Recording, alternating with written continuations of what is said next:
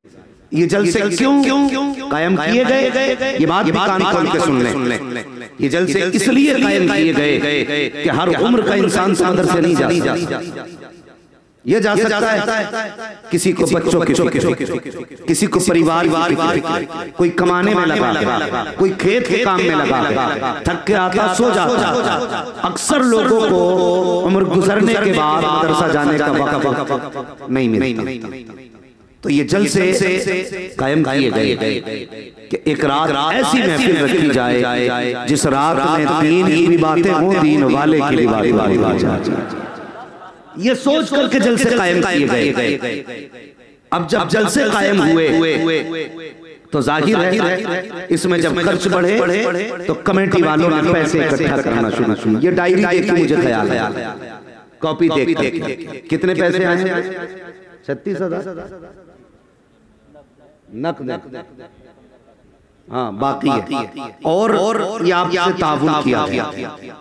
यकीन जाने मैं सिर्फ एक बात जानता, जलसा कितने दिन में हो जाता आप बताएंगे? कमेटी वालों को छोड़ के कोई खाली आदमी बताएगा जलसा कितने दिन में हो जाता है?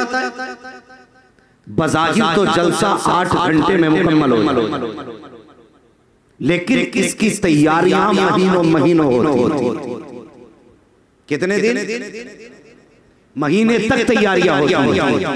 मुझे बताइए ये जलसा कराने वाले किसी के दरवाजे पे गए का भाई हुजूर की महफिल होनी है, क्या ताउन करना? तो जिसको हुजूर से प्यार है जेब में हाथ डाल, अगर 10 की उसकी अहमियत थी उसने 10 रुपए, 50 की थी 50, 100 की थी 100 दी, तो 10 वाला गरीब नहीं बोलता, ना देने वाला अमीर बोला। जिसे नहीं देने को थे वो कहता कि साहब ये तो इन्होंने तमाशे बना रखे हैं, पेट पालने का जरिया बना रखा है, ढोंग है पैसे कमाने का। मुझे बता तो सही, मैं कमेटी वालों को खड़ा करूं और तुमसे पूछूं कि मुझे बताओ तुमने किसी कमेटी वाले को अपने दरवाजे पे हाथ हिला करके ये कह के सुना है कि मेरे बच्चे की तबीयत खराब है, कोई 10 रुपए दे दो, मेरे घर में आटा नहीं है 20 रुपए दे दो, मेरे घर में बच्चों के खर्च के लिए सामान नहीं है, कुछ पैसे दे दो? कोई है जो किसी कमेटी वाले को ये साबित कर दे कि ये अपने बच्चे के इलाज के लिए 100 रुपए लेने आया था, अपनी बीवी के इलाज के लिए 500 लेने आया था, अपने शौक के लिए 1000 लेने आया था? कोई साबित नहीं कर सकता। अगर नहीं कर सकते तो मुझे बता, अगर ये तेरे दरवाजे पे गया है तो किसके लिए गया? अपने लिए गया? नहीं। अपने बच्चों के लिए गया? नहीं। अपने बाप के लिए गया? नहीं। फिर किसके लिए गया? अगर गया है तो रसूल पाक के लिए गया है, मुस्तफा के जिक्र के लिए गया है। तुम अगर धक्के दोगे तो तुम्हें क्या लगता है ये दलील हो जाएगा? और कमेटी वालों दिल थोड़ा मत करना, कोई धक्के दे बर्दाश्त कर लेना या दिल टूटेगा। क़यामत के दिन मुस्तफा तुम्हें सीने से लगा देगा।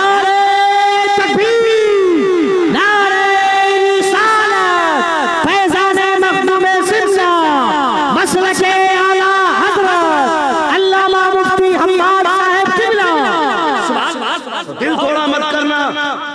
मेरे हुजूर ने फरमाया था, मेरे आका ने फरमाया था, जो अच्छा काम करता है लोग उसकी टांग खींचते, उसका पीछा करते। और ये बात मैंने कही थी हजरते अली रज़ी अल्लाह तआला से, फरमाया अच्छे काम करने वालों को कभी पीछे मुड़ के नहीं देखना चाहिए और इसकी फिक्र ना करो कि लोग तुम्हें क्या कहेंगे, लोग तुम्हें क्या कहेंगे। मेरे हुजूर ने 40 साल की उम्र शरीफ में ऐलान नबुव्वत फरमाया। कितनी उम्र में? जरा सारे बोले कितनी? 40 साल की उम्र में ऐलान नबुव्वत फरमाया। कुछ बदमज़हब हमारे सीधे बच्चों को गुमराह करते और कहते हुजूर को नबुव्वत 40 साल में मिली। मैं बहुत लंबी बात नहीं करूंगा, मैं बस इतना जानता हूँ। हुजूर फरमाते हैं कुन्तु नबिय्यन व आदम बैनल माइ व तीन, मैं तो उस वक्त भी नबी था जब आदम मिट्टी के बीच में और पानी के बीच में थे, यानी जब इनका खमीर बनाया जा रहा था हुजूर फरमाते मैं तब भी नबी था। अब इसकी मानोगे या मदीने वाले की? किसकी मानोगे? मदीने वाले की। हुजूर फरमाते मैं उस वक्त भी नबी था। दूसरी दलील दो, हुजूर पैदा हुए, ज़बान पे क्या था? अल्लाह सलामत रखे जो बोल गए, अल्लाह उन्हें आज की रात में सत्य मुस्तफा का मदीना दिखा दे।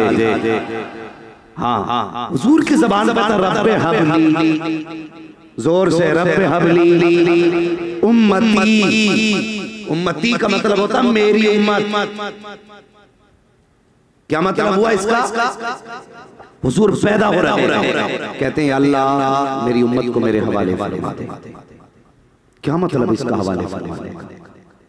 कई सारी बातों का इसी एक बात में जवाब है, मेरी उम्मत को मेरे हवाले फरमा दे। गोया हुजूर जानते हैं मैं नबी हूं, मेरी उम्मत है और मेरी उम्मत जिंदगी गुजारेगी। ये दुनिया दारुल अमल है, आखिरत दारुल जज़ा है। जो अच्छे काम करेंगे वो जन्नत में जाएंगे, जो बुरे काम करेंगे वो पकड़े जाएंगे। मेरे हुजूर जानते हैं कि मेरी गुनाहगार उम्मत रब के कहर का मुकाबला नहीं कर पाएगी, इसलिए पैदा होते मुस्तफा कह रहे हैं या अल्लाह अच्छे तो बख्शे जाएंगे, लेकिन जो गुनाहगार होंगे तू उनका हिसाब लेगा ना, वो तुझे हिसाब नहीं दे पाएंगे। रब्बे हबली उम्मती, अल्लाह हिसाब के लिए मेरी उम्मत मेरे हवाले वाले। अपनी उम्मत का हिसाब मैं खुद ले लूंगा। ए अल्लाह मेरी उम्मत का हिसाब तू ना लेना, मेरी उम्मत का हिसाब मेरे हवाले फरमा लेना। अल्लाह अकबर। किसी नबी ने अपनी उम्मत से प्यार किया हो इतना तो दिखाओ। अल्लाह अकबर। इतना प्यार करने वाला नबी, फिर भी तुम उनके पीछे पड़े रहते हो। तभी तो आला हज़रत फरमाते हैं और तुम पर मेरे आका की इनायत न सकी। नज़दियों कलमा पढ़ाने का भी एहसान गया। और सुनो बरेली से आवाज आती है, जन्नत में जाना चाहते हो तो ये याद रखो, तुम्हें जाना तुम्हें माना खैर से काम लिल्लाहिल हम्द में दुनिया से मुसलमान बने। अल्लाह अकबर। या रसूल अल्लाह, या रसूल जिंदाबाद जिंदाबाद जिंदाबाद जिंदाबाद जिंदाबाद जिंदाबाद। अल्लाह या रसूल अल्लाह आपको सलामत रखे मेरे भाई। बस जरा गौर से बात सुने, गौर से मेरी बात सुने। तो हुजूर ने कितनी उम्र में ऐलान नबुव्वत फरमाया? सारे बोले कितनी? 40 साल के शरीफ ने ऐलान नबुव्वत फरमाया। और जैसे ही ऐलान नबुव्वत किया था उससे पहले हुजूर ने फरमाया था लोगों मेरे बारे में क्या ख्याल है, मेरे बारे में क्या ख्याल है? तो अबू जहल जैसे लोग कह रहे थे तुम इतने सच्चे हो, इतने सच्चे हो, हमसे जो भी कहोगे हम उसकी तस्दीक करते हैं। हुजूर ने फरमाया अगर मैं कहूँ इस पहाड़ के नीचे बड़ा लश्कर है जो तुम्हें खत्म करने के लिए आया है, मान जाओ? उन्होंने कहा कि हम मान जाएंगे, इसलिए कि हमने तुमसे बड़ा सादिक और अमीन किसी को पाया ही नहीं। ठीक है, यहां तक बात आ गई। दुश्मन जो थे वो भी अभी तक कह रहे थे कि हम आपको मानते हैं, लेकिन मेरे नबी ने कहा लोगों अगर मुझे मानते हो तो फिर मेरी बात भी मानो। फिर आका ने कहा था क़ूलू ला इलाहा इल्लल्लाह, फरमाते अब कहो अल्लाह के सिवा कोई माबूद नहीं है। जब इतनी बात कही तो मुझे बताओ कितने रुके थे वहां पे? कोई नहीं रुका था, सिर्फ 10 साल का बच्चा खड़ा रह गया था। तारीख में उस बच्चे का नाम मौला अली लिखा गया है।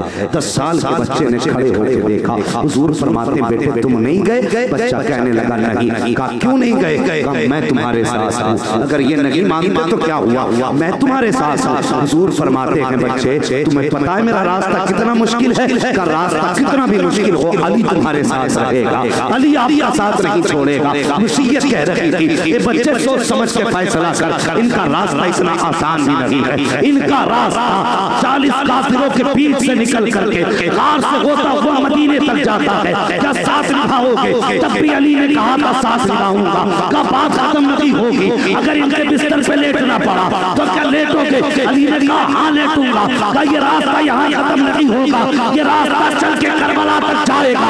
जब वहां तक तैयार हो का तैयार हूँ, का इस रास्ते पर अकबर देना पड़ेगा, कहाँ तैयार हूँ, असगर देना पड़ेगा, कहाँ तैयार हूँ, का हुसैन देना पड़ेगा, तैयार हूँ, खान देना पड़ेगा, तैयार हूँ। मेरे हुसैन को मेरे हुजूर आगे बढ़े, अली को सीने से लगाया, खुदा की कसम यही 10 साल का अली है। आज जमाने में इस अली की मिसाल नजर नहीं आया।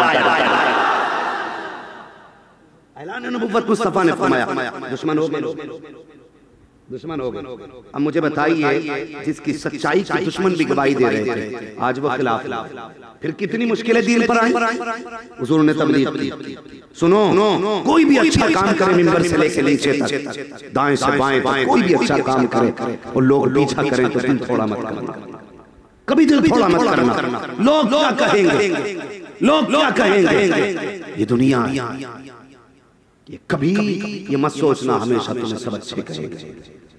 और सुनो, फरमाया गया, हजरत अली फरमाते जिसे सब अच्छे का अच्छा कहने लगे फिर उसे डरना चाहिए।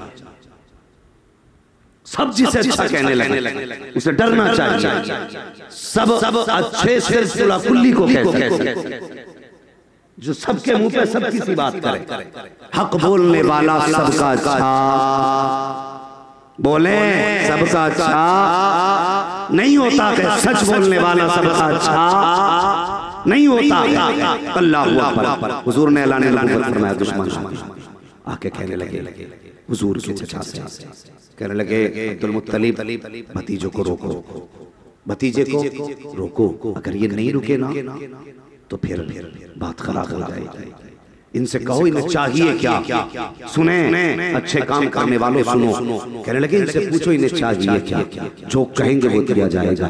अगर इन्हें दौलत की जरूरत है हम दौलत देंगे, अगर खूबसूरत लड़की चाहिए तो अरब में जो सबसे खूबसूरत लड़की होगी वो इनके निकाह में दे दी जाएगी। लेकिन इनसे कहेंगे अपना तबलीग का काम रोक दे। जब चचा ने हुजूर को बुलाया, कहा भतीजे सुनो तो सही, आज मक्के के बड़े बड़े सरदार इकट्ठा होके आए थे, उन्होंने कहा था भतीजे को रोको, जो चाहिए उन्हें हम देने को तैयार है। मेरे हुजूर ने इतना सुना तो जानते हो क्या कहा था? आका फरमाते मेरे चचा, अगर ये मक्के वाले मेरे एक हाथ में सूरज रख दें, दूसरे हाथ में चांद रख दें और मुझसे कहीं अपना काम रोक दे, फरमाते चचा मैं अपना काम फिर भी नहीं रोकूंगा। अल्लाह अकबर। फिर क्या ना हुआ हुजूर के साथ, ओ यार राहों में कांटे मुस्तफा के बिछाए गए, क्या तबलीग का काम रुका? नहीं रुका। हुजूर के ऊपर कूड़ा डाला गया, तबलीग का काम रुका? नहीं रुका। हुजूर पे कौन सा सितम न किया गया? हर सितम किया गया। अल्लाह अकबर, कौन सा सितम? एक सितम उठाओ शाबे अबी तालिब, जिसमें 3 साल तक मुस्तफा को कैद किया गया और ऐसा बाइकाट किया गया। मक्के के लोगों ने कहा था इनके साथ सावतें भी बंद है, इनके साथ सावत भी बंद है।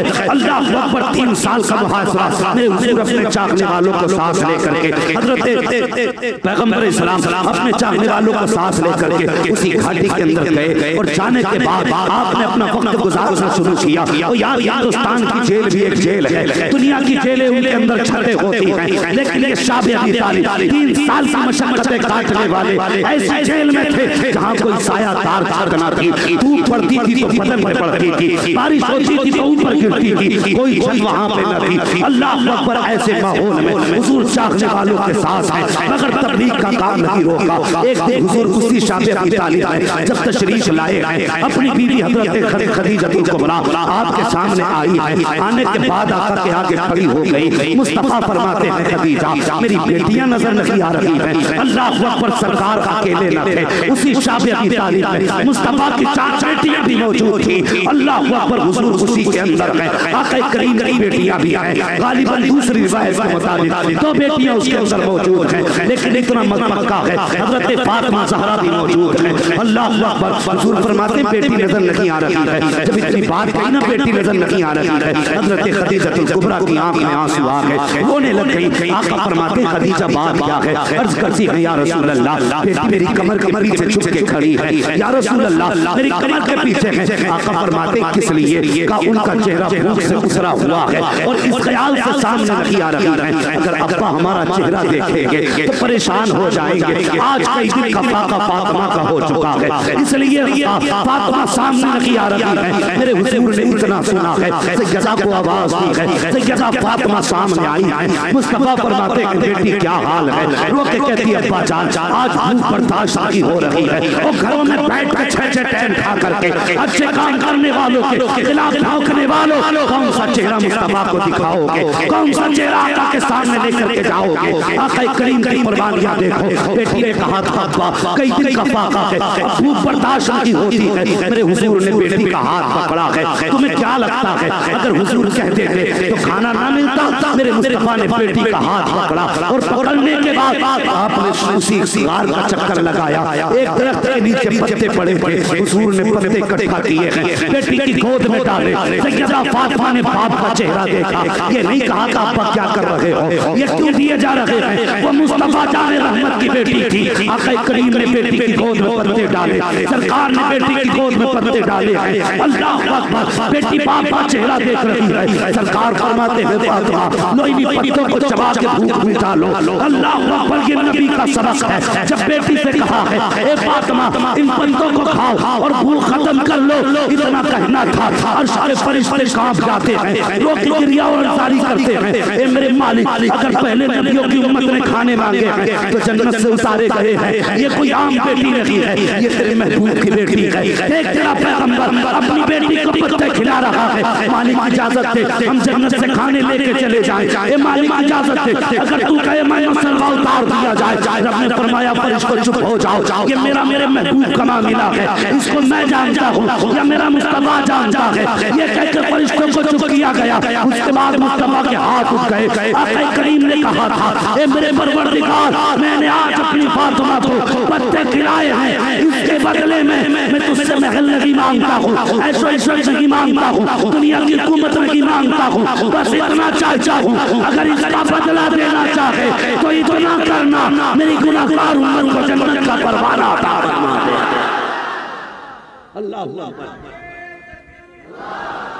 उठाई गई। क्या मेरे हुजूर ने दीन का काम छोड़ा? बोलो, अगर यही सोच के दीन का काम लोग छोड़ दें तो तुम्हें दुनिया में कोई मदरसा नहीं मिलेगा।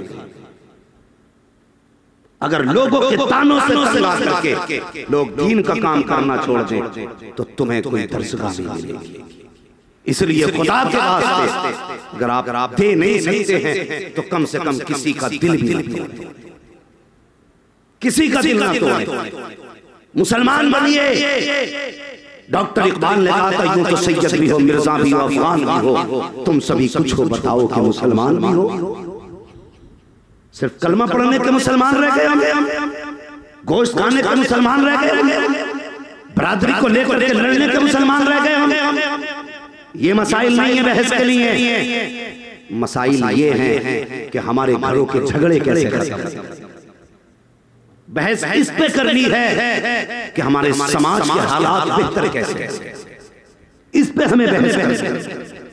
इसको सोचना है हमारे घरेलू झगड़े कैसे कैसे, इस पे कोई गौर नहीं। आज हर बंदा ये चाहता है कि मुझे सबसे ज्यादा दौलत मिले, हर बंदे की सब इसी पे लगे, मुझे मिल जाए। भाई भाई का गिरबान पकड़ रहा है, जायदाद की औलाद बाप के ऊपर डंडा लेके खड़ी है दौलत के लिए। कई बेटों की कहानियां सुनाऊं, कितने बेटों ने अपने बाप को इसलिए मारा कि साहब ये जमीन देने तैयार नहीं। ये हमारे हर घर की कहानी है। और यार ये दौलत नहीं देने, कब तक ये दौलत रहेगी कि मर जाना, कोई साथ दौलत लेके नहीं जाएगा। बापों से गुजारिश करूंगा खुदा के वास्ते तुम भी जरा इंसाफ से काम करो, इंसाफ से काम करो। जो शरीयत ने बेटों का हिस्सा रखा है जायदाद में वो बेटों को दिया जाए, जो शरीयत ने बेटियों का हिस्सा रखा है जायदाद में वो बेटियों को दिया जाए। कितने लोग देते? मेरे हिसाब से तो 5% भी लोग नहीं देते।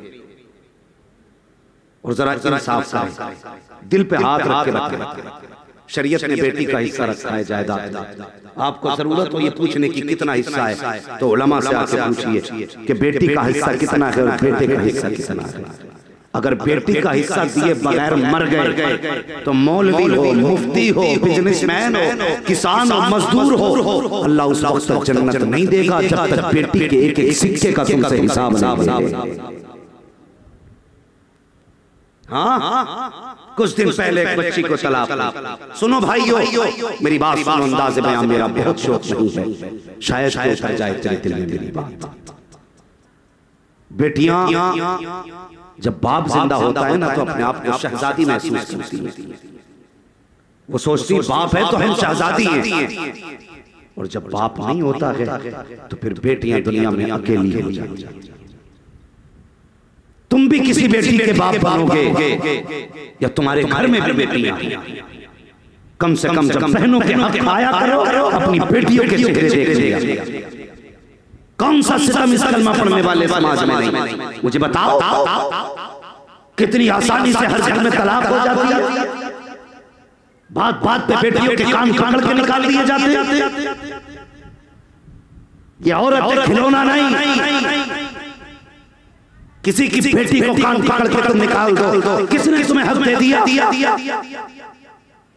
तुम नहीं जानते जब बेटियों के घर उजड़ा करते हैं तो बाप के जिगर पे क्या गुजरा करती है। बाप बाप होता है। कितनी भी उम्र में बेटी घर उजड़ के बाप के घर आ जाए तो कभी बाप बेटी को धक्का देकर नहीं। अभी कुछ दिन पहले की कहानी, एक औरत को तलाक हुई, उसका फोन मौलवी साहब के पास आता है। वो कहती है मौलाना दुआ करो अल्लाह मुझे मौत दे दे। ये दिन देखना था बेटियों को जिनके लिए हुजूर ने कहा मेरी बेटी मेरे जिगर का टुकड़ा है। आज वो बेटी मौत मांग रही है। हमारे समाज को सोचना होगा जन्नत तुझे कैसे मिलेगी। सोच जोर कर मेरे हुजूर ने फरमाया था जिसने 3 बेटियों को पाल पाल के बड़ा कर दिया मोहम्मद उसे जन्नत की ज़मानत दे दे। आज वो बेटी मौत मांग रही है। क्यों? किसी को दोष बाद में देना।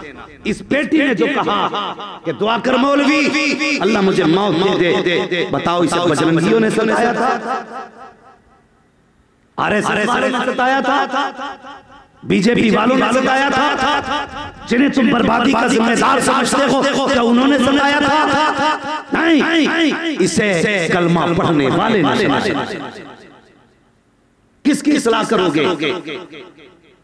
सोचो तो सही। मौलवी साहब कहने लगे बहन बता तो सही हुआ क्या है? उसने कहा मेरे पास 2 बच्चियां हैं, मेरे शोहर ने मुझे तलाक दे दी। अल्लाह अकबर। उसने कहा एक बच्ची की उम्र 6 साल है, दूसरी बच्ची की उम्र मेरी 8 साल है। बताओ तो सही इन बच्चों को लेके जाऊं मैं कहां जाऊं? कहा क्या हुआ? कहा मुझे तलाक हुई, मैं अपने बाप के दरवाजे पे आ गई, बाप ने अपने घर के अंदर रखा। अल्लाह अकबर। मुझे बाप ने घर के अंदर रखा, मेरे बाप ने कभी मुझे कुछ एहसास नहीं होने दिया, कोई तकलीफ नहीं होने दी। जब मैं छुप छुप के रोती थी मेरे बाप ने कहा था बेटी उदास ना हो, अभी तेरा बाप जिंदा है। कब मेरे बाप की उम्र 70 साल थी, उसने सुबह साइकिल उठाई और मजदूरी के जाके चौराहे पे खड़ा हो गया। किसी ने कहा था चला जा तू मजदूरी के लायक नहीं है, कोई कहने लगा मुझसे मजदूरी कराते हुए शर्म आती है। कब मेरे बाप लोगों के आगे हाथ जोड़े, मुझसे कहा मेरे घर मेरी बेटी आ गई है, मुझे मजदूरी पे रख लो, काम करा लो, मुझे बेटी का भी पेट पालना है, उसके बच्चों का भी पेट पालना है। रो के कहती मेरे बाप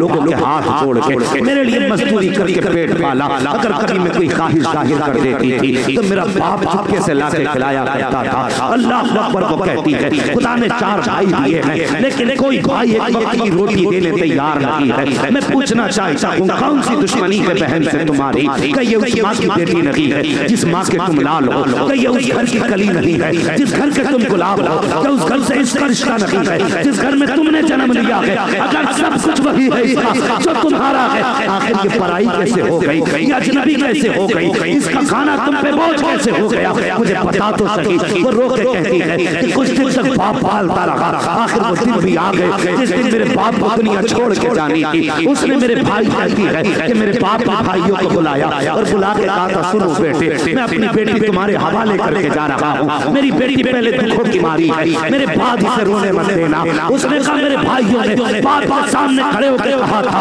अब्बा परेशान ना हो, पूरी जिंदगी बहन को दुख नहीं होने देंगे। कहती बाप का दफन हुआ, उसके जनाजे को दफनाने के बाद जैसे कुछ दिन गुजरे हैं हमारी भाई कहने लगे बहन तुझे दूसरा घर खरीद के दे देते हैं, तेरी वजह से घर में झगड़े हो रहे हैं, तेरे बच्चे घर में लड़ाई करते हैं। जब इतनी बात भाइयों ने कही मेरी चीख निकल गई, मैंने रो के कहा कि मुझे घर से बाहर न निकालो, मैं तुम्हारे टुकड़ों पे नहीं आई, मैं इस हवेली में से ये रखती हूँ कि इस हवेली से मेरे बाप की यादें जुड़ी हैं, मेरी माँ की यादें जुड़ी हैं।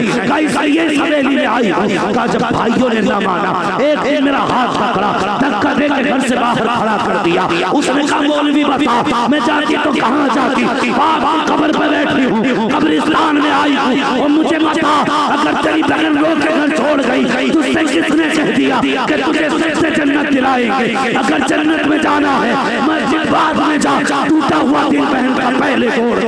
अगर बहन राजी हो गई तो खुदा भी राजी हो जाएगा, मदीने वाला मुस्तफा भी राजी हो जाएगा। ये हालात है हमारी कौम के। आज मसाइल ये नहीं है कि कौन कितना क्या कर रहा है, इस पे बहस की जाए। आज मसाइल ये हैं कि हमारी कौम किस रविश पे चल रही है, इस पे बहस की जाए। आज ये सोचने की जरूरत है कि हमें करना खुदा के वास्ते कभी बेटी और बहनों का दिल न दुखाना, दिल मत दुखाना। और तुमसे गुजारिश है किसी की बेटी को आसानी से बिला वजह तलाक ना दे।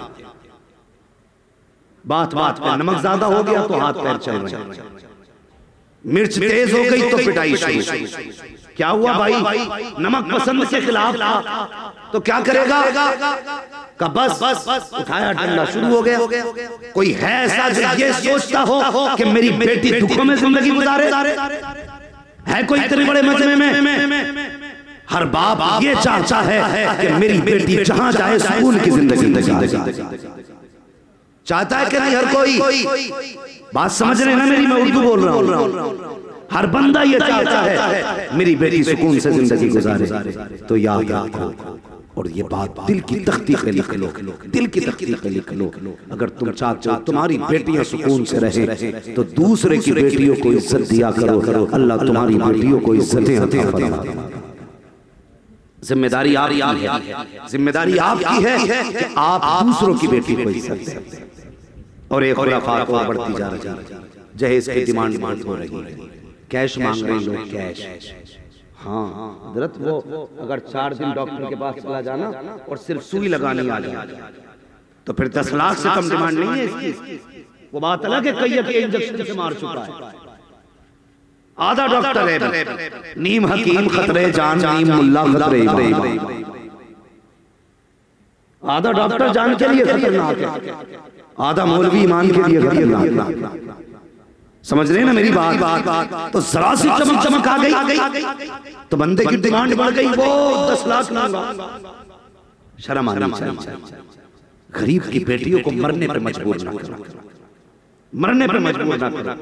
और एक बात कहूं, खुदा की कसम, शरीयत का जो कानून के 2 हिस्से बेटे के और 1 हिस्सा बेटी का, ये जो शरीयत का कानून है, बाप की जायदाद जहां सबके हुकूक हैं तो बेटी का बेटे से आधा हिस्सा, जितना हिस्सा बेटे को मिले उसका आधा शरीयत ने बेटी का रखा। मैं कहता हूं अगर लोग बेटियों को उनका हक देना शुरू कर देना तो लोग जहेज लेना बंद कर देंगे। हाँ, लोग जहेज लेना बंद कर देंगे। मकान में भी बेटी का हिस्सा है, खेत में भी बेटी का हिस्सा है, बिजनेस में भी बेटी का हिस्सा है, तेरे बैंक बैलेंस में भी बेटी का हिस्सा है। ये सब दे, फिर कोई जहेज लेने के लिए मुंह नहीं खोलेगा। खुदा की कसम, शरीयत ने इतना दे दिया है कि बेटी सुकून के साथ अपनी जिंदगी गुजारे। लेकिन देते हम भी सोचते शादी कर ली, सब कुछ दे दिया और क्या। हाँ, और ये कौम अल्लाह माफ करे, ये बारातों में मुंह से क्या कहते वो कुछ नहीं चाहिए मैं बारात में, बस खाने का ख्याल रख लेना बारात। ये बात कही जाती है ना गुलफाम भाई, कुछ नहीं चाहिए बस तवाज़ो कर देना बारात की। तेरे बाप ने ठेका ले लिया खाने का, कमा के रख दिया तूने, बारात को खिला देना। बता इस्लाम में तसव्वुर है बारात का, शान वाला दुल्हा अली है और शान वाली दुल्हन फातिमा है। बता कितने बराबर थे अली के साथ और कितना खाना चला मस्जिद नबी। बताएगा कोई? इस्लाम में बारात का कोई तसव्वुर ही नहीं। और आज कितने लोग चलते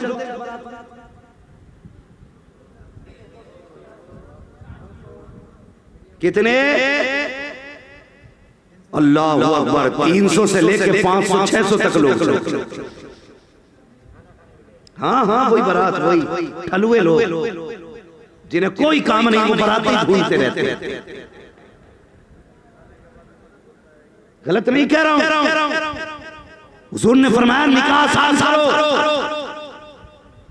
इतने मुश्किल हो गए निकाह, बेटी जवान हुई गरीब, तो यार उसने बेटी जवान पालने के बाद जवान कर दी बेटी। उसके बाद रिश्ते की बात आई तो 5 लाख का भिखारी दरवाजे पे आया, कोई 10 लाख का कुत्ता दरवाजे पे आके बैठ गया, मुझे 10 लाख चाहिए, 20 लाख चाहिए। हराम कहे चले ने चला आया, यूं ही मुंह फैला के चले आते हैं। जब खाने की बात आई कहता बारात को ठीक ठाक खाना देना। 600 लोग लेकर के गरीब के दरवाजे पे जाके बैठ गए। मुझे बता तो सही, तेरे जहेज की लिस्ट पहले से मौजूद थी, तेरे कैश की लिस्ट पहले से मौजूद थी, ऊपर से 500 लोग खाने के लेके जाते हो। मुझे बताओ तो सही, क्या मतलब होता है 600 लोगों को ले जाने का? ओ यार, एक गरीब से पूछो, उसने बेटी के निकाह के इंतजाम कितनी मुश्किल से किए हैं, कैसे बेटी को रुखसत कर रहा है। 600 लोग बारात में जाया करते हैं, फिर भी शर्म नहीं आया करती है। 600 लोग जाकर के बैठते हैं, आधा खाते आधा फेंका करते हैं। और उसके बाद गरीब बाप को देखा करो, कभी इस कोने में घूम रहा है, कभी उस कोने में है, लोगों से कह रहा कोई कमी रह जाए तो माफ कर देना, कोई कमी हो जाए तो माफ कर देना, कोई कमी हो जाए तो माफ कर देना। ओ यार, ऐसे माफी मांग रहा है जैसे किसी का मुजरिम हो, ये ऐसे गर्दन झुका के फिर रहा है जैसे नाक कटाली हो किसी से। हमें आया नहीं चाहिए। 600 लोग लेकर गरीब के दस्तरखान से चले गए और अल्लाह माफ करे इन बरातियों से, तो अल्लाह ही बचाए। दावत एक बराती की थी तो 2 को साथ लेके जा रहा है। और सुन तो सही, अगर गरीब ने 300 का इंतजाम किया है, तुम 350 पहुंच गए, अगर वो 50 को ना खिला सका तो गरीब की पगड़ी उछल जाएगी, उसकी टोपी पे लोगों के इशारे होने लगेंगे, लोग उसको सलील करने लगेंगे। खुदा के वास्ते पहली बात बारात में जाया ना करो, अगर जाया भी करो आधा पेट खाना अपने घर पे खा के जाया करो, आधी रोटी घर खा के जाया करो, और गरीब के यहाँ पे जाके आधा खाना खाओ ताकि गरीब की इज्जत रह जाए और मुस्तफा जाने रहमत का भी दिल करेगा ठंडा हो जाए। 600 लोग लेके जा बारात में। कहता जी बात वाला आदमी हूं ना, इसलिए इतनी बारात लेके जाऊंगा। बेटे बात यहाँ नहीं, वलीमा कर अपने घर और फिर खिला 600 लोगों को, तब देखेंगे तेरी औकात क्या है, तब पता चलेगा कितनी पावर वाला है। दूसरे के घर 600 लोग लेके गया, खाना अच्छा देना, और ये बारात वाले खाया, मुंह में खिलाल डाला और कहने लगे बाकी सब ठीक था, नमक तेज। कोई काम नहीं ठलुओं को, बेकार निहायत घटिया, जिन्हें अपने घर कभी इज्जत की रोटी नसीब नहीं बनी, वो दूसरों की इज्जत उछाला। सब कुछ ठीक था, मिर्च और कोई ऐब नहीं लेना, कहते ठीक था लेकिन पानी पिलाने वाला कोई नहीं। ऐब जरूर निकालते हो, उससे पूछ जिसने बेटी के खाने का इंतजाम किया, पूरी रात जाग के इसने ओवरनाइट ड्यूटी की है, इसलिए कि इससे बेटी के हाथ पीले पी सके। इससे पूछ कहां से लाया था खाने का सामान। जिस दिन बेटी पैदा होती है बाप उस दिन ही खाना छोड़ देता है। जिस दिन बेटी पैदा हो जाती है उस दिन बाप नए कपड़े छोड़ देता है, सिर्फ इसी दिन के लिए कि ताकि बेटी को इज्जत से रुखसत कर सके। उसकी 20 साल की कमाई तुमने मुंह में तीली डाल के कितना कह के खराब कर दी। सब ठीक था, नमक ज्यादा था, सब ठीक था, मिर्च ज्यादा थी। अरे यार अगर कम रह गई थी नमक या मिर्च, या कच्चा रह गया था गोश्त, या खाने में कोई मजा कम था तो तेरा क्या चला जाता। अगर गरीब ने पूछा था खाना कैसा था तो कम से कम ये कह देता अल्हम्दुलिल्लाह खाना बहुत अच्छा था। तेरे तो जुमले ज़बान से निकल जाते, गरीब का कलेजा ठंडा हो जाता। उधर अल्लाह तेरी बख्शिश के तैयार। ये ठलुए लोग, जरूरत है इस बात पर बहस करने की समाज में। बंद करो ये बरातों के नाटक। इज्जत से चंद लोग जाओ और शराफत से किसी की बेटी को अपने घर ले आओ। नहीं ला सकते, बुरा मत मानना। एक बात कहूं हजरत, कड़वी है लेकिन सच्ची बात। हम 20 साल तक बैट इसलिए नहीं खरीदते कि बेटे की बारात में मिलने। 20 साल तक सोफा इसलिए नहीं खरीदा कि बेटे को जहेज में मिले। 20 साल तक बर्तन नहीं लेकर आया कि बेटे को जहेज में मिलने वाले। इतने बड़े लालची हो गए कि बेटे की बारात में और एक गरीब की बेटी के जहेज में हम अंगिया करे बैठे। और कम से कम इतना लेके तुमने गरीब को बख्शा होगा। तुमने तो जहेज और बैठ और दुनिया भर की नेमतें लेने के बाद भी गरीब को नहीं बख्शा। कितनी बड़ी नाइंसाफी की तुमने बेटी के साथ। जानते हो खुदा के रास्ते ये बिला वजह नहीं कह रहा। आए दिन बेटियां सुसाइड कर रही हैं और ये जो गैर मुस्लिमों के साथ बेटियां निकाह कर रही हैं, इसके जिम्मेदार ये हिंदू नहीं मुसलमान है। अगर तुमने निकाह आसान किए होते तो ये किसी गैर के बिस्तर पे नहीं। तुम्हारी वजह से गई है, तुम्हारी वजह से मुश्किल कर दिया हमने बेटियों का जीना। हाँ, जब तक बाप के घर थी तो अब्बा कहता था बेटी पराया धन। यही कहा जाता है ना, बेटी पराया। समझ रहे ना मेरी बात? समझ रहे तो बोलिए, मुझे डाउट होता है क्योंकि आपकी भाषा और है, मेरी और है। समझ में आ रही है ना आपके? तो सब कहते हैं बेटी पराया। बोलिए अल्लाह सलामत रखे। बेटी पराया धन है। बाप ने कहा बेटी पराया धन है। जब ससुराल गई तो ससुराल वालों ने कहा पराए घर से आई। किसने अपनाया बेटी? न बाप ने कहा ये बेटी का, न ससुराल वालों ने कहा ये। बाप कहता था पराया धन है चली जाए, ससुराल वाले कहते पराए घर से आई। आज बेटी पूछ रही है इसका घर कौन सा? कौन फैसला करेगा ये? बेटी का अपना घर कौन सा है? अगर इससे ससुराल में कब टूटा, प्लेट टूटी, नुकसान हुआ तो डायरेक्ट सास बोलती है तेरे बाप ने दे दिया था। जबान को ताला लगा, होश के नाखून ले, कहीं ऐसा ना हो तेरी बात अल्लाह को नागवार गुजर जाए और अल्लाह तेरी जबान पे फालिश डाल। हाँ, जब ये कहा जाता है ना तेरे बाप ने दिया, तो फिर बेटी को बड़ा एहसास, तब रोती है बेटी। ससुराल वालों से कहती तुम्हारी मर्जी करे जूतों से मारो, लेकिन मेरे बाप को कभी गरीबी का ताना ना। तब रोती है बेटियां। और जिन घर में बेटियां रोया करती हैं उनमें बरकतें नहीं, अल्लाह की तरफ से आफतें आए। याद रखना मेरी बात। कोशिश करो किसी की बेटी घर में नहीं रोनी चाहिए। जरा सी बात बिगड़ जाती। समधी समझते? समधी बोला, समधी समधियों की नाक का झगड़ा हो गया किसी बात को लेकर के, तो फिर बेटी नहीं भेजी जाती कि मैं नहीं जाऊंगा। उसने ऐसे कहा कैसे? वो इधर से समधी कहता नहीं, मेरी नाक उससे भी ऊंची है, तुम्हारे झगड़ों में पिसा कौन बेटी। एक बच्ची का फोन आया, हजरत दुआ करें 3 साल हो गए मैं घर नहीं जा पाई। मैंने कहा खैर तो है। उसने कहा कि हमारे बाप और हमारे ससुर का आपस का झगड़ा है और इनके झगड़े की वजह से 3 साल से ज्यादा हो गए मैंने अभी तक अपना घर नहीं देखा।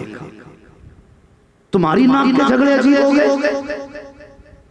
तुम्हारी वजह से दूसरों की जिंदगी मुसीबत। कैसे झगड़े नाक के? कब मैं चला गया तो छोटा हो जाऊंगा, मैं चला गया तो छोटा हो जाऊंगा। दुनिया भर की बातें हमने की, वो प्यारे सुन तो सकी। मुस्तफा फरमाते हैं जिससे किसी का अपना नाराज हो वो मेरी महफिल में ना बैठा करे। अल्लाह अकबर। अगर किसी से अपना नाराज हो मुस्तफा बैठने की इजाजत नहीं देते। अगर तू अपनों को नाराज करके कब्र में चला जाएगा तो बता तुझे खुदा जन्नत में जाने की इजाजत कैसे दे सकता है? रखा जन्नत वाला है तुम्हारा, जो चागा उठा के खा लेगा। नौजवानों कोशिश करना किसी अपने को रूठने नहीं दें, किसी को नाराज नहीं होने देंगे। और रूठे हैं तो रूठों को मना लो, रूठों को, अल्लाह अकबर, लेकिन किसी को दिल ना तोड़ो। कई साल बेटियां गुजार देती हैं, कोई देखने वाला नहीं होता, कोई पूछने वाला नहीं होता। और मर्दों, तुम्हारी मर्दानगी को सलाम करूं। जब जी चाहा गाली बोली और कहा निकल मेरे घर से। ये डायरेक्ट तुम्हारी जबान के जुमले होते हैं, डायरेक्ट निकल मेरे घर से। क्यों निकल जाए? निकाह के बाद आई, भाग के नहीं आई। अभी निकाल दूंगा। क्यों निकालेगा?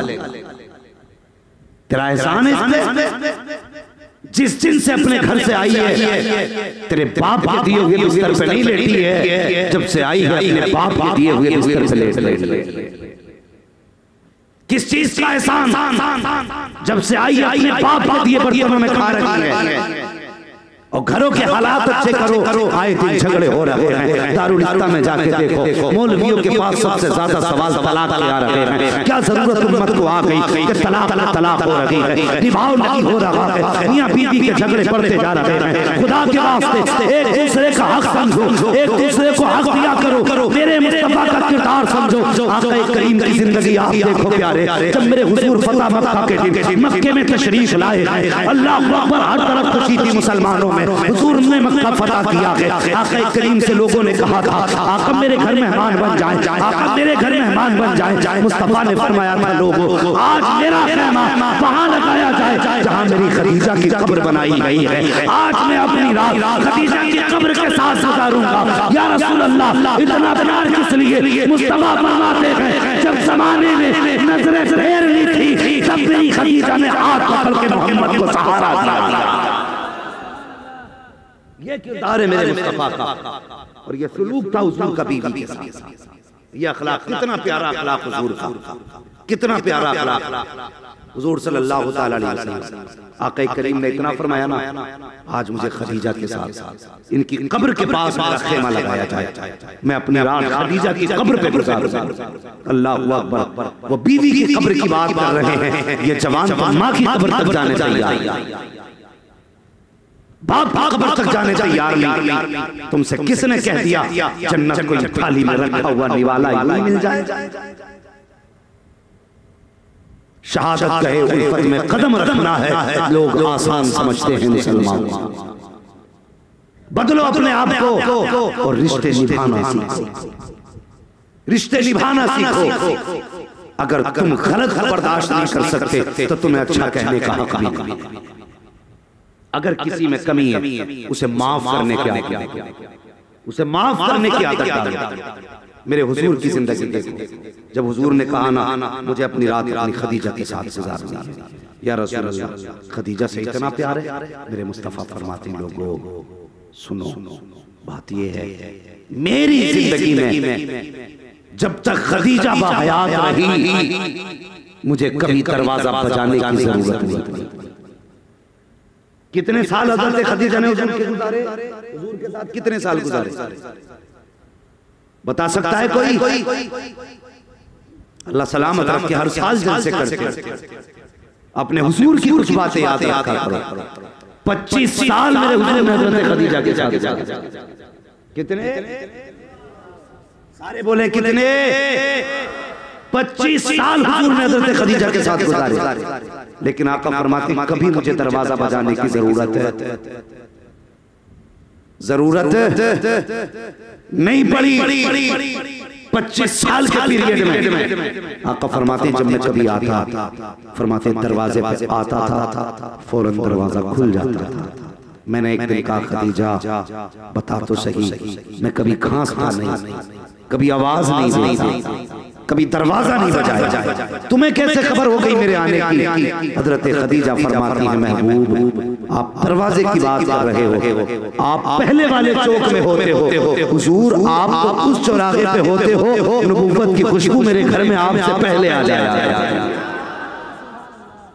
ये रिश्ते हुजूर के, और आका फरमाते एक दिन मैं घर में आया, सुने मेरी माँ बहनें भी सुने, तुम भी किसी के घर में आ गया, तुम्हें भी दूसरा काम नहीं, जरा सी शोहर से कमी हो गई, डायरेक्ट कहती है तेरे घर में मुझे सुख ही नहीं गिरी, जब से आई हूं मुसीबतों में ही ना शुक्री ना करा, ना शुक्री के लिए बड़ा सख्त अज़ाब अल्लाह ने रखा है, ना शुक्री ना करा। शोहर घर में आया करे, थक के आया करे, तेरी जिम्मेदारी है शोहर घर में आए सबसे पहले उसके पास आ, उसे सलाम कर, फिर उससे पूछ पानी पिएंगे या चाय पिएंगे, जो वो कहे वो पिला, खुदा की कसम मुस्कुरा के उसका चेहरा देख। आका फरमाते जब मियां बीवी एक दूसरे को मुस्कुरा के देखते हैं अल्लाह दोनों के सारे गुनाहों को माफ फरमा दिया। मगर मुस्कुराने की बात छोड़ो साहब, हालात क्या है ये भी बता दूं हजरत, अगर बात ना गवार ना गुजरे बता दूं। तैयार हैं आप लोग? अगर तैयार हैं तो कह दें या रसूल अल्लाह। औरतों के हालात ये हैं, पूरा दिन मोहल्ले में बात करेंगे, कभी इसके घर कभी उसके घर कभी उसके घर। जब शाम को शोहर के आने का वक्त होगा तो बैठ जाएगी बच्चे को लेकर, उसे पता जब दरवाजे पे शोहर आ गया बच्चे को मारना शुरू, दूसरी तरफ आटा लेके बैठ जाए। शोहर घर में घुसा, इधर बच्चा रो रहा है और इधर आटा गूंद रहा है, तो वो देख के कहता अब तक खाना नहीं बना, तो जनाब क्या कहती है कि सुबह से इतनी परेशान। हाँ, ये नहीं बताती मोहल्ले भर में घूमी है आज, अभी आए हैं आपके आगे, लेकिन शोहर को बेवकूफ बनाने के लिए बच्चे को मार के बस इतना परेशान कर रहा है कि इससे फुर्सत नहीं मिली सुबह से। शोहर कहता ओहो कोई बात नहीं है, चलो चलो से छुपाओ काम हम संभाल लेते हैं। कितनी मक्कारी औरतों के अंदर आ गई है, खुदा के वास्ते मुस्तफा के बेटी की कनीज बनने वाली बेटियों, जरा तुमसे भी गुजारिश है शोहर घर में आया करे तो इसके आने से पहले चेहरे पे 12 ना बजाया करो, अपने चेहरे पे गाड़ा ना करो, घर के हालात सारे चेहरे पे न लाया करो। अगर घर में कोई हादसा भी हुआ है तो चेहरा सही करके बैठ जा। अल्लाहू अकबर। जब शोहर घर में आए चेहरा बिगाड़ के न दे, मुस्कुरा के देख, तक उसकी उतरेगी अल्लाह गुनाह तेरे सारे माफ फरमा देगा। ये बेटियों की भी जिम्मेदारी, अल्लाह हमारे घरों के हालात मेरे हुजूर अल्लाह पर सारी कायनात कुर्बान, मेरे हुजूर सारी कायनात कुर्बान। एक दिन हुजूर फरमाते ना मैं आया ना बाहर से तो लोगों ने मुझे पत्थर से मारा था। हुजूर फरमाते मैं घर में आया ना तो मेरी खदीजा ने दरवाजा खोला और दरवाजा खोल के कहने लगी लगता है आज भी दुश्मनों ने सताया है। ये कह के आका फरमाते खदीजा आगे बढ़ी, मेरा हाथ पकड़ा, बिस्तर पे बैठाया, मेरे चेहरे का खून साफ किया और मेरे चेहरे की मिट्टी साफ की। उसके बाद हुजूर फरमाते मुझे बैठाया और कहते खदीजा एक खजूर का प्याला लाई और एक दूध का प्याला लाई। आका फरमाते खदीजा मेरे मुंह में खजूर देती जाती और फिर दूध के प्याले का दूध का घूंट पिलाती। आका फरमाते हैं जब कुछ खजूरें रह गई मैंने खदीजा का हाथ पकड़ा। सुने बीवियों के रिश्ते शोहरों के साथ कैसे होने चाहिए। आका फरमाते जब खदीजा ने आखिरी खजूरें कुछ रह गई मेरे मुंह में खजूर दी, मैंने हाथ पकड़ लिया, मैंने कहा खदीजा मैंने तो खा लिया है, तूने कब से नहीं खाया है। अल्लाह अकबर इतना कहा। आका फरमाते मेरे खदीजा की आंख में आंसू आ गए, रो के कहने लगी महबूब अगर भूख की वजह से हमें कुछ हुआ तो सिर्फ हमारा नुकसान होगा, अगर आपको कुछ हुआ तो सिर्फ आपका नहीं बल्कि पूरी कायनात का नुकसान होगा। हुजूर हमें नुकसान हो जाए ये गवारा तो हो सकता है, आपको नुकसान हो जाए ये गवारा नहीं हो सकता। या रसूल अल्लाह वजह ये है कि हमारे जैसे तो हजारों आ सकते हैं लेकिन आपके जैसा जमाने में कोई दूसरा नहीं आ सकता। ये शोहरों से बीवियों की मोहब्बत होनी चाहिए। जब रिश्ते ऐसे होंगे खुदा की कसम घर तुम्हारे होंगे, रहमत खुदा की। हालात बेहतर करो लेकिन आज जाओ मार्केट में सबसे ज्यादा मुसलमानों की बेटियां मिली, हाँ मर्दों से ज्यादा औरतें, और वो मर्द पे गैरत हैं जो अपनी बीवियों से कहते हैं जा मार्केट जाके कुछ सौदा ले आ। औरतें बाजार के लिए नहीं, तू है बाजार के लिए। तू सट्टा खेले, तू जुआ खेले, तेरे लिए जुए का टाइम तो है, घर का सामान खरीदने का नहीं। सबसे बेगैरत वो मर्द है जो अपनी बीवी को बाजार। हुजूर ने फरमाया दुनिया में सबसे बुरी जगह बाजार है। और सबसे अच्छी जगह मस्जिद है। कौन सी जगह है सबसे अच्छी? सारे बोले सबसे अच्छी जगह मस्जिद है। तो हम बाजार में बीवी को भेजते, बाजार कहते चलिए ये जिंदगी हमारी। और कुछ औरतें ऐसी हैं जो शोहर से छुप के बिन बताए घर से निकल जाती हैं। कौम की बेटी, अगर जन्नत में जाना है तुझे ना, मेरी बात कान खोल के सुन। कभी भी शोहर की मर्जी के बगैर घर से कदम नहीं निकालना, कभी कदम मत निकालना, कभी मत निकालना। अगर तुमने बेटियों को ये तालीम दे दी कि बेटी मर जाना, कभी पर्दे के खिलाफ कदम मत उठाना, खुदा की कसम अमल बेटी करेगी, जन्नत के रास्ते तुम्हारे लिए। वो हुजूर के जमाने में शोहर बाहर जा रहा, उसने अपनी बीवी से जाते जाते कहा मेरी शरीक है आज परदेश जा रहा, लेकिन मेरी इजाजत के बगैर दरवाजे से कदम बाहर मत निकालना। ये भी लोग गुजरे इस्लाम में, ताज्जुब होता है, ऐसा लगता है ऐसा भी हो सकता है। आज का दौर देखो और वो दौर देखो, ऐसा लगता है क्या ऐसा भी हो सकता है। शोहर जाने लगा, बीवी परदेश जा रहा हूं, मेरी मर्जी के बगैर घर से कदम न निकालना। उसने कहा ठीक है मेरे सरताज। औरत चली, शोहर चला गया, औरत घर के अंदर। कुछ दिन गुजरे कि अचानक दरवाजे पे दस्तक हुई। बेटी ने दरवाजा खोला, देखा दरवाजे पे सगा भाई खड़ा है। आइए भाई अंदर तशरीफ लाइए। कैसे आना हुआ? भाई कहता है अब्बा की तबीयत ठीक नहीं है, उसने तुझे बुलाया। बेटी की आंख में आंसू आ गया, रो के कहने लगी मेरे सरताज मैं मर तो सकती हूँ, दरवाजे से बाहर कदम नहीं निकाल सकती। कहा क्यों? कहा मेरे शोहर की इजाजत नहीं है। अल्लाह अल्लाह। भाई ने इतना सुना, गर्दन झुका के चला गया। बाप की नजरें दरवाजे पे टिकी थी। बाप को बेटियां बड़ी प्यारी होती हैं। दरवाजे पे बेटी का इंतजार था बाप को।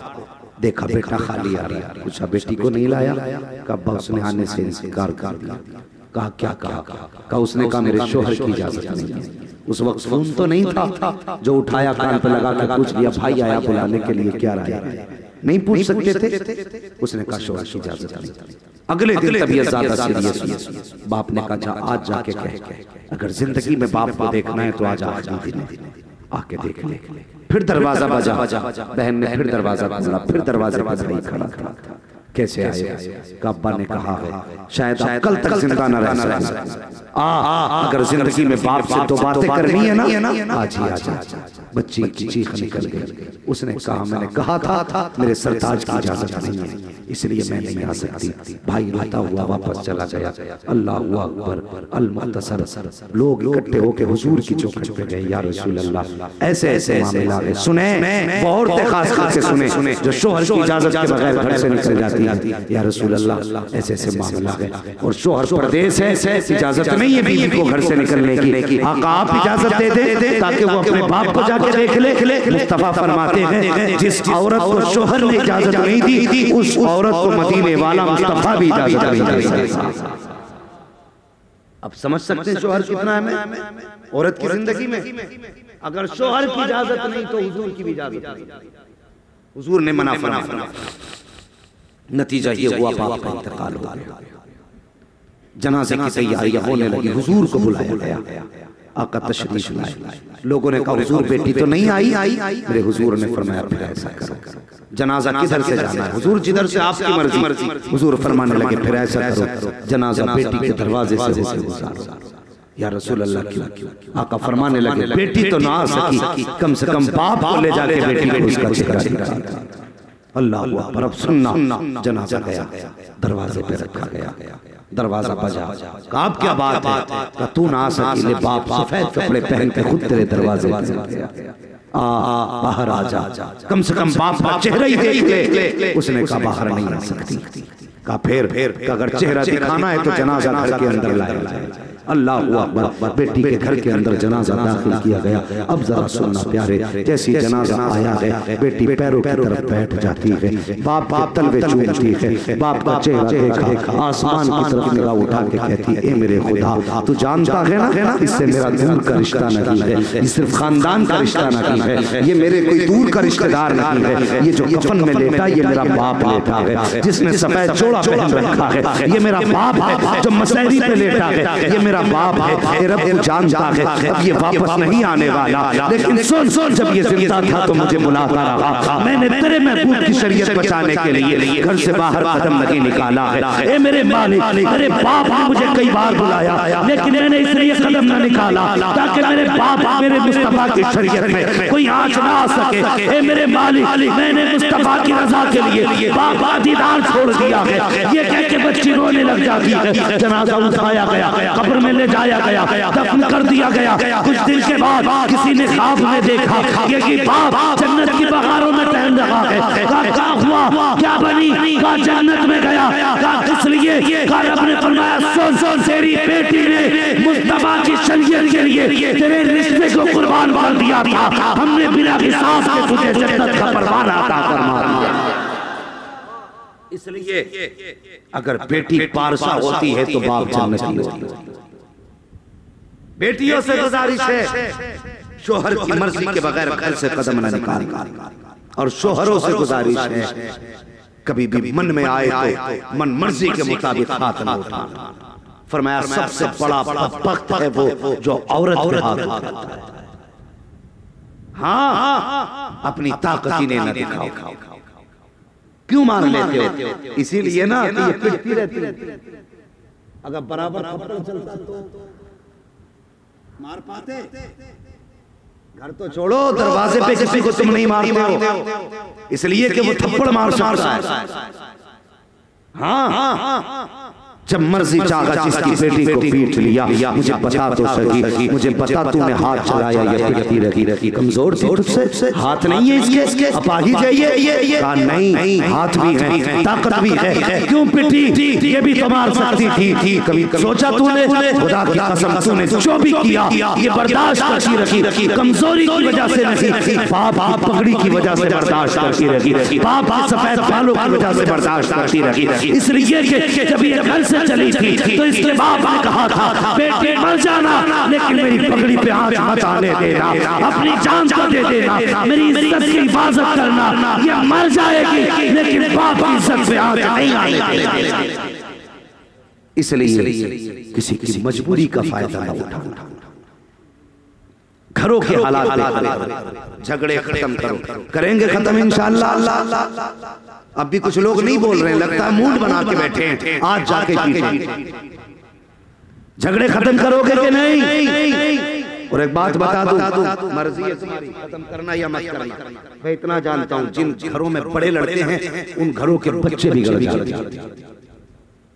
ये याद रख, उन घरों के बच्चे बिगड़ जाते हैं जिन घरों में बड़े लड़ते हैं। फिर बच्चों को कोई मौलवी नहीं सुधारता, फिर कह रहे मौलवी तावीज दे दो और तुम्हारे पास छोड़ दे।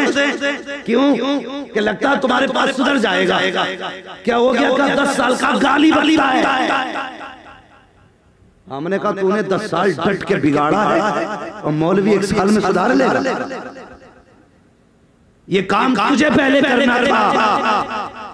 तुझे बच्चों के सामने गंदी जबान इस्तेमाल नहीं करनी थी, बच्चों के सामने गाली नहीं देनी थी। बच्चे तो वो सादा कागज होते हैं, इन पे जो लिखा करते हो वही लिख जाया करता है। बच्चे बड़ों को देख के सीखा करते हैं। मुझे बताओ, अरब के बच्चों को कोई अरबी पढ़ाने आता है? हिंदुस्तान के बच्चों को कोई उर्दू पढ़ाने आता है? और यार ये जिस माहौल में पैदा हुए, बंगाल में पैदा होने वाला बच्चा बांग्ला बोलता है, यूपी में पैदा होने वाला उर्दू बोलता है, हाँ कर्नाटक में पैदा होने वाला करना बोलता है। सब अपनी अपनी भाषा बोलते हैं। इन्हें किस उस्ताद ने पढ़ाया? कोई पढ़ाने नहीं आया। बाप पर बोलते सुना, बच्चा बोलने लग गया। बाप ने बंगाली भाषा बोली, बेटा बंगाली बोलने लगा। बाप ने अरबी बोली, बेटा अरबी बोलने लगा। बाप ने इंग्लिश बोली, बेटा इंग्लिश बोलने लगा। अगर ये जबान तेरी सुन के बोला है तो गाली भी तेरी सुन के बोल रहा है। तूने गाली बकी तो बेटा बोल रहा है, तूने बदतमीज बोला तो बेटा बोल रहा है। आओ एक तारीख तुझे बताऊं, एक बुजुर्ग बहुत बड़े गुजरे खड़े हैं, असर का वक्त का सफर कर रहे थे, नमाज का वक्त आया, पानी नहीं था, तलाश करने लगे पानी कहाँ मिलेगा, दूर दूर तक पानी न मिला। एक कुआं नजर आया बस्ती के करीब, आप गए और जाने के बाद आपने देखा कुएं में पानी तो है लेकिन नीचे है पानी। आपने डोल रस्सी को तलाश किया, कहीं डोल और रस्सी न मिली। आपका ये हाल देख करके छत पे एक छोटी सी बच्ची खड़ी थी, उम्र 6-7 साल की। उसने देखा, देख के समझ जाती है चेहरे का नूर बता रहा है कोई दीनदार आया है, पगड़ी बता रहा है कोई आलिम दीन है, लिबास बता रहा है मुस्तफा का गुलाम है। बच्ची छत से देख के कहती है क्या बात है जनाब, बड़े परेशान नजर आ रहे हो। कहते बेटी असर का वक्त हो चुका है, पानी नहीं है, मुझे पानी निकालने के लिए कोई डोल और रस्सी नहीं मिल रही है। अल्लाह अकबर, का इसलिए परेशान हूँ, अगर पानी ना मिला तो वुजू कैसे करूंगा, नमाज भी पढ़नी है। बच्ची ने इतना सुना, मुस्कुरा के कहती बस इतनी सी बात कहा लो पानी अभी मिल जाता है। ये कह के बच्ची छत के किनारे के करीब आई है। आने के बाद बच्ची ने कुएं की तरफ मुंह किया है और यार कुछ बड़ा नहीं बल्कि थूक दिया कुएं की तरफ। जैसे थूकना था अभी थूक पानी में नहीं गया, पानी उछल के कुएं के किनारे तक आके खड़ा हो जाता। बच्ची कहती है जनाब कर लीजिए वुजू। जब इतनी बात बच्ची ने कही वुजू कर लीजिए तो वुजू तो किया जनाब ने, नमाज भी पढ़ी। कहने लगे बेटी एक बात बता, तुझ पे तो अभी रोजे भी फर्ज नहीं, नमाज भी फर्ज नहीं, फिर ये तूने फजीलत कैसे हासिल कर ली कि तूने थूक दिया और कुएं का पानी किनारे पे आ गया। उसने कहा बाबा ये राज की बात है। कहा कौन से राज की बात? उसने कहा किसी को बताना नहीं। बात यह है जब हम रात को बिस्तर पे लेटते हैं ना तो हमारी माँ ने 100 दानों की तस्बीह बना के दी है। कितने दानों की? 100 समझते हैं ना, 100 दानों की, 100 दाने की तस्बीह बना के दी है। कहा मेरी माँ उस वक्त तक नहीं सोने देती है जब तक मैं हुजूर पे 1000 मरतबा दुरूद नहीं पढ़ लिया करती थी। वो बच्ची कहती कोई इबादत का कमाल नहीं, ये हुजूर पे दरूद पढ़ने का कमाल है। पता चला जैसे बच्चों को तरबियत दी जाती है बच्चे वैसे ही बना करते हैं। इसलिए अगर चाहते हो नस्ल अच्छी हो तो बच्चों को तरबियत अच्छी। घरों में गालियां बकेंगे, झगड़े करोगे घर में नहीं। अगर अच्छी नस्ल चाहते हो तो घरों के हालात बेहतर करो। अगर किसी की औरत बहुत ज्यादा खराब है, हर वक्त शोहर से लड़ती रहती है, फरमाया गया उसे सब्र के साथ बर्दाश्त कर। जो अपनी बद किरदार औरत को निभा के आखिरत में आएगा, फरमाया गया अल्लाह उसे हजरत अय्यूब अलैहिस्सलाम के सब्र के बराबर सवाब अता फरमाएगा। इतना बड़ा सवाब अल्लाह ने रखा। हाँ, इसलिए गुजारिश है हालात बेहतर करो। आज मसाइल ये नहीं है कि चंदा कितना है, मसाइल ये नहीं है कि इन लड़कों ने क्या किया। आज जरूरत इन मसाइल पे बात करने की है कि हम निकाह आसान करेंगे, बेटियों के निकाह आसान करेंगे ताकि आसानी के साथ निकाह हो सके और हमारी बेटियां इज्जत से रुखसत हो सके। ऐसा बंदा जो जहेज की डिमांड करे उसका सोसाइटी में बाइकाट किया जाए। हाँ, और जन्नत में जाना चाहते हो ना, अब तक मैंने जन्नत नहीं बांटी लेकिन जन्नत का रास्ता बता के जा रहा हूँ, और वो रास्ता जो कुरान ने भी बताया है, साहिब कुरान ने भी बताया है। हुजूर फरमाते हैं कुरान कहता फक्कुरा जो किसी की फंसे हुए की गर्दन छुड़ा देगा अल्लाह उसे बेहिसाब जन्नत अता फरमा देगा। हाँ, अगर जन्नत में जाना चाहते हो देखो कोई गरीब है और उसके घर में बेटियां हैं, यतीम है बेटियां, बेवा की बच्चियां हैं, अल्लाह ने तुम्हें साहिब इस्तिताअत बनाया है। जानते हो बिना जहेज के उसकी बेटी से निकाह करो इज्जत के साथ, उसे अपने घर में ला करके उसके सर के लिए छत दे दो। खुदा की कसम तुम गरीब को कम माल से निभा लो, क़यामत के दिन खुदा तुम्हें कम नेकियों के साथ निभाएगा। हाँ, ये जन्नत में जाने के आसान तरीके हैं। कोशिश करें हालात बेहतर करें। हुजूर की जो तालीमात है हम उन पे अमल करने की कोशिश करें और निकाहों को आसान करें। किसी की बेटी को रोने पर मजबूर न करें, किसी को जहेज के लिए सताएं ना, किसी को जहेज के लिए रुलाए ना। अगर कोई बाप अपनी बेटी को मर्जी से जो जहेज देता है वो उसकी मर्जी है, सारी जायदाद उठा के दे दे, लेकिन आप डिमांड नहीं करेंगे, मांगेंगे नहीं। अगर तुमने मांगा तो वो जहेज नहीं, जहन्नम का ईंधन है जो तुम्हारे घर में आया। तेरे घर की रौनक नहीं, अल्लाह का अज़ाब आया तेरे घर के अंदर। अब तू कभी सुख से चैन से जिंदगी नहीं गुजार पाएगा, कभी नहीं गुजार पाएगा। जो लोग समझते हैं चैन से जिंदगी गुजारने का एक सबब दौलत होती है, वो गलत है। सुकून तब मिलता है जब खुदा देता है। पता चला कि अमीर गोलियां खा के सोते तब भी नींद नहीं आती, गरीब जहां लेट जाते हैं वहीं नींद आ जाती है। इसकी वजह क्या है? इसकी वजह यह है कि फुटपाथ पे सो जाते हैं अखबार बिछाकर, मजदूर कभी नींद की गोली नहीं। इसलिए कि मजदूर के दिल को खुदा ने सुकून बख्शा है और अमीर के दिल को सुकून नहीं। दौलत होते हुए नहीं सो पाता। सुकून खुदा की तरफ से होता है, दौलत की तरफ से।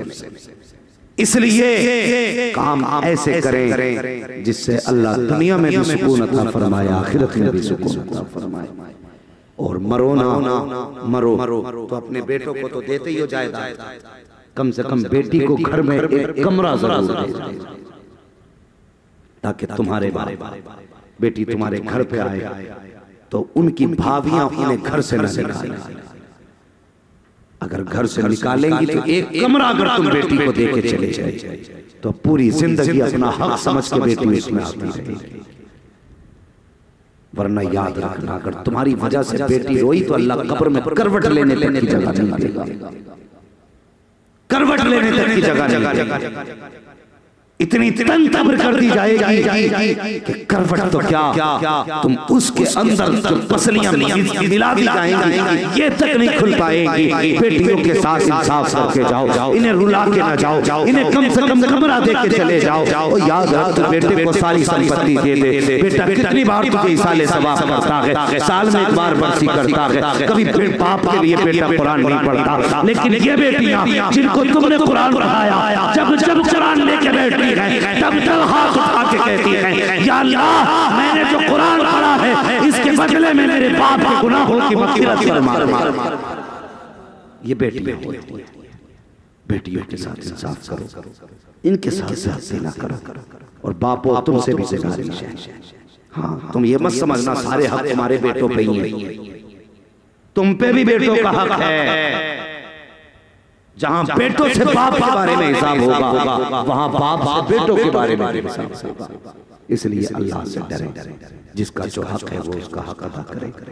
बात के लिए किसी का दिल न दुखाएं, किसी को तकलीफ न दें। आज घर घर में झगड़े हैं, भाई भाई से नाराज है, हुजूर को कैसे मुंह दिखाओगे मुझे भी बता दो। किसी का भाई नाराज है, सुबह उठना उसे मना लेना, राजी कर लेना। बात ना की आ जाए, कोई कहे तुझे शर्म नहीं आई, बड़ा बेगैरत है, पहले आके सलाम किया, कह देना मैं गैरत को देखूं या मदीने वाले की मोहब्बत को देखूं। मेरे हुजूर ने कहा है जो रूठे भाई को पहले सलाम करता है अल्लाह उसे जन्नती बना देता है। तो सबसे पहले हम अपनों को राजी करें, भाई भाई के झगड़े खत्म करो, बाप बेटे की नाराजगियां खत्म करो, खानदान के झगड़े खत्म करो। सिर्फ एक रस्सी थाम लो, वो रस्सी मेरे महबूब मुस्तफा जाने रहमत की मोहब्बत की रस्सी है। सारे रस्सी में बन जाओ और दुनिया को बता दो कि मोहम्मद से वफा तूने तो हम तेरे हैं। ये जहां चीज है क्या लोहो कलम तेरे हैं। या अय्युहल्लज़ीना आमनु फिस्सिल्मि काफ़ा, ए ईमान वालो पूरे इस्लाम में दाखिल हो जाओ। ये मतलब है दुरंगी छोड़ दे करंग हो जा, सरासर मौम हो जा या फिर सरासर संग हो जा। हमें हुजूर से मोहब्बत करनी है। नौजवानों अल्लाह तुम्हें सलामत रखे। इतनी रात को आए बैठे हो, इतनी रात तक तुमने हुजूर की बातें सुनी है। अल्लाह सबको मुस्तफा जाने रहमत का सच्चा इश्क अता फरमाए, हुजूर का सच्चा प्यार अता फरमाए और इसी तरह हमें हुजूर की बातों में जिंदगी गुजारने की तौफीक अता फरमाए। जो लोग नहीं आए हैं यकीनन या तो वो सो रहे होंगे या मोबाइल चला रहे होंगे, दो ही काम कर रहे हैं। तो सो रहे होंगे या मोबाइल चला रहे होंगे। सो के भी रात गुजरनी है, मोबाइल चला के भी रात गुजरनी है। नसीब वाले हैं जिन्होंने रात मुस्तफा की महफिल में बैठ गुजारा। अल्लाह क़यामत में पूछेगा बता उस रात कहाँ था। तो जो मोबाइल चला के रात गुजार रहे हैं वो अपने हिसाब का इंतजाम करें, जो सो के गुजार रहे हैं वो अपना हिसाब देखें। खुदा की कसम जो जलसे में आके बैठे हैं मुबारकबाद के लायक हैं। अल्लाह पूछेगा रात कहाँ गुजारी, कह देंगे मालिक दुनिया सो रही थी, हम तेरे महबूब की बातों में रात भर जागते रहे, रात भर जागते रहते। ये महफिलें बड़ी बरकत वाली महफिलें, अल्लाह करीम इस महफिल को कबूल फरमाए, नौजवानों की मेहनत को कबूल फरमाए। और मैंने जो गुफ्तगू की है अल्लाह इस पर पहले मुझे अमल की तौफीक अता फरमाए, उसके बाद पूरी उम्मत मुस्लिमा को अमल खैर की तौफीक अता फरमाए। बिलखुसूस अरकान कमेटी, मेंबरान जलसा और जितने भी इस जलसे को सजाने वाले, सुनने वाले, आने वाले, जाने वाले हैं, अल्लाह सबको आज के जिक्र के सदक़े में मुस्तफा के मदीने की हाज़िरी नसीब फरमाए। पीछे वाले आमीन नहीं कह रहे हैं, कुछ और चाहिए। अल्लाह ताला सबको करोड़पति बना दे। चालाक लोग, होशियार लोग, अल्लाह सबको मुस्तफा के मदीने का मेहमान बना दे। सुभान अल्लाह, ये है बात। मदीने की बात आई तो तड़प के बोले, और जब दौलत की बात आई तो ठोकर मार दी। क्या करेंगे करोड़ों का? हमें तो दौलत भी वही अच्छी लगती है जो मदीने ले जाने के काम आए, है ना? अल्लाह ताला हम सब के माँ बापों को सलामत रखे, और जिनके माँ बाप दुनिया से चले गए अल्लाह उनको जन्नत नसीब फरमाए। नौजवानों एक काम और करना है, हर जवान आज के बाद हर जुमे को कब्रिस्तान जाया करे, ये जरूरी समझ लेना। हर जवान जो जा सकता है कब्रिस्तान तक हर जुमे को जरूर जाया करे, इसलिए कि तुम्हारे अपने कब्रिस्तान में तुम्हारा इंतजार कर रहे हैं, वो तुम्हारी राह तक रहे हैं, तुम जाओगे उनका दिल खुश हो जाएगा। अगर बाप दफन है ना कब्रिस्तान में, तुम कब्र देखोगे, अल्लाह तुम्हें बाप कब्र के बदले में जन्नत अता फरमाए। जाएंगे हर जुमे को कब्रिस्तान इंशाअल्लाह। जोर से बोलो, ईद के दिन बहन के घर जरूर जाना है। बोलो इंशाअल्लाह। कुछ लोग डर रहे हैं, ये मौलवी खर्चे की बात तुम्हारे तुम जाते हो, दे के आते हैं ना, अल्लाह सबको देने वाला। हाँ, ईद के दिन दुनिया नए कपड़े पहन के मेले जाए, तुम बहन के घर जाना, बेटी के घर जाना। खुदा की कसम मेले जाके कलेजा इतना ठंडा नहीं होता जितना बहन के दरवाजे पे जाके ठंडा हो जाता है। इसलिए जुमे के दिन कब्रिस्तान जाना है, और हर ईद पे बहन के घर जाना, बेटी के घर जाना। अल्लाह करीम हमारे समाज में रिश्तों की वो खुशबू अता फरमाए कि एक दूसरे की हमारे दिलों से नफरतें खत्म हो, एक दूसरे को प्यार बांटे, एक दूसरे को मोहब्बतें बांटे, एक दूसरे को खुशियां तकसीम करें। किसी को दुख हो तो सारे उसके दुख में शरीक हुआ करो। वो यार कुछ भी ना कर सके, अगर किसी मरीज की खैर खबर लेने अगर सुबह को चले गए, अल्लाह 70,000 फरिश्तों की ड्यूटी लगाता है कि जो खैर खबर लेने जाता है 70,000 फरिश्ते शाम तक उसके हक में मग़फ़िरत की दुआएं करते रहा। कितने फरिश्ते? कितने? 70,000 फरिश्ते दुआ करते हैं, अल्लाह इसे बख्श दे, इसे बख्श दे। बता, जिसके लिए दुआएं फरिश्ते करते हों, फिर उसके लिए जन्नत कितनी आसान हो जाएगी। कोई बीमार हो ना तो आपको उसके यहाँ जरूर जाना है, उसकी यादत के लिए। कुछ लोग ऐसा भी करते, माफ करना हंसाना मकसूद नहीं है, बताना मकसद है। ऐसा भी करते हैं, कुछ लोगों को पता हो प्रधान बीमार है, मुखिया बीमार है, चाय जरूर मिलेगी तो 3 बार देखने के लिए जा चाय। ऐसा ना करना, बोझ न बनना, जाना खैरियत मालूम करना और वापस आ जा, ताकि अल्लाह तुम्हारे पीछे 70,000 फरिश्तों की ड्यूटी लगा। इसलिए जाना जरूर है। एक बात और अपने समाज से कह जाऊं, आखिरी बात है, बस दिल मजबूत करके इसे भी बर्दाश्त कर लेना। अगर तुम्हारे अपने मुसीबत में घिरे हो तो अपने पैसे को संभाल के मत रखना, अपने पैसों को उनसे बचा के मत रखना, इसलिए कि पैसा मेहनत से हासिल किया जा सकता है, लेकिन रिश्ते मेहनत से हासिल, जोर से रिश्ते मेहनत से हासिल नहीं किए जाते। और अमीर बनने का तरीका यही है, अगर तुम्हारा अपना मुसीबत में हो तो दौलत उस पे लुटा दो, खुदा इतना देगा कि तेरी सास पुश्तों का भला कर करेंगे ये काम भी इंशाअल्लाह। बड़े बड़े मक्कार लोग पता चले बहन अस्पताल में है या अपनी खाला अस्पताल में है, मोबाइल बंद कर ले, चील गाड़ी लगा देता मोबाइल ताकि फोन ना आ जाए। हाँ मुझे भी पता फ्लाइट मोड बोलते हैं, लेकिन मैंने कहा मुझे अच्छा लगा। मैं कहता हूँ लोग चील गाड़ी लगा देते ताकि किसी का फोन ना आए। अगर कर दिया फोन तो बच्चे से उठा बेटे क्या अब्बू घर पे नहीं, वो फोन उठा के कहता अब्बा घर पे नहीं, ये झूठ।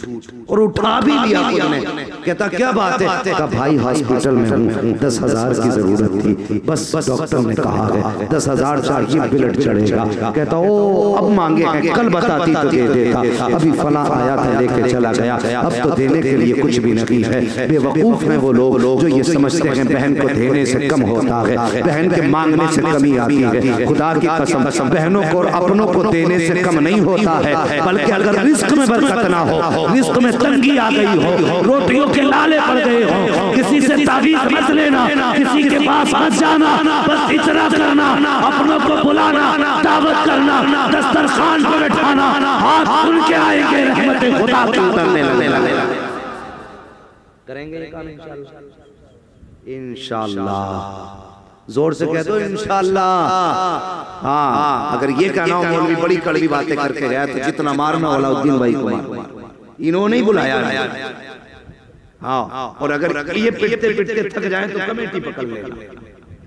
मगर याद रखना जितनी बातें मैंने कही हैं तुम्हें धोखा देने के लिए नहीं, बेवकूफ बनाने के लिए नहीं। मैं 10 मिनट में तुमसे नारे लगवाता, वाह वाह करके चला जाता, मुझे भी आती है ये बातें। बस मैं ये सोच के आया तुम्हारा भी एक मिनट कीमती है, मेरा भी एक मिनट कीमती है। इस वक्त में जो तुमने रात गुजारी है ना जाग के, इसमें हुजूर की बातें भी हुई हैं, उनके दीन की बातें हुई हैं, सिर्फ इसलिए ताकि अल्लाह जिक्र की बरकत से हम सबको अमल की तौफीक अता फरमा दे। जोर से कह दो। और जिन जिन लोगों ने दुआओं के लिए कहा है मौला करीम उनकी जायज़ मुरादों को पूरा फरमा दे। या अय्युहल्लज़ीना आमनु दुखुलू फिस्सिल्मि काफ़ा, ए ईमान वालों इस्लाम में पूरे पूरे दाखिल हो जाओ। इस्लाम में पूरे पूरे दाखिल होने का मतलब ये है, ऐसा नहीं होना चाहिए निकाह का मौका है और डीजे बज रहे हैं, निकाह सुन्नत है, गाने बज रहे हैं, निकाह सुन्नत है, तमाशे हो रहे हैं। नहीं मुसलमानों नौजवानों अहद कर लो, दुनिया को बता दो हम हुजूर के हैं और निकाह की सुन्नत हुजूर की है, तो घर हमारा होगा बातें मदीने वाले मुस्तफा की होनी चाहिए। हाँ बोलो इंशाअल्लाह। कुछ कह रहे हैं भाई जान? हाँ तो शादी पे भी हुजूर की बातें होनी चाहिए। गाने और मौलवियों की जिम्मेदारी है जो शादी में गाने बजाए, ना उसके यहाँ दावत में जाए, ना उसके जनाजे में जाए। हम नहीं देखिए कैसे बजाते हैं। हाँ समाज वाले और जिम्मेदारी अगर ना रोके कोई बाइकाट करो यार, कैसे हुजूर से मोहब्बत है। कहो निकाह हुजूर की सुन्नत है, बंद कर गाने। अगर तू बंद नहीं करेगा ना हम तेरे खाने में शरीक है ना तेरे जनाजे में शरीक है। बंद करो तमाशे। निकाह बेटे का होगा तो बातें मदीने वाले ये कर और फिर मर। खुदा की कसम सीजा 3 दिन के बाद होता है, 40वां 40 दिन के बाद होता है, 10वां 10 दिन के बाद होता है, बरसी साल के बाद होती है। ये काम कर जा, हुजूर के लिए दुनिया छोड़ दे, मर के कब्र में बाद में पहुंचेगा, कफन खुलेगा बाद में, मुस्तफा कब्र में तेरी पहले तशरीफ ले आए। ये काम तो कर की मोहम्मद से वफा तूने तो हम तेरे, ये जहाँ चीज है क्या लो हो कलम दे रहे हैं, बस जो हुए अखलाक उनको माफ फरमाए रब कायनात। जिंदगी नहीं अभी थकने में कमी रह गई। भाई अलाउद्दीन साहब कह रहे हैं शजरा सुना दिया।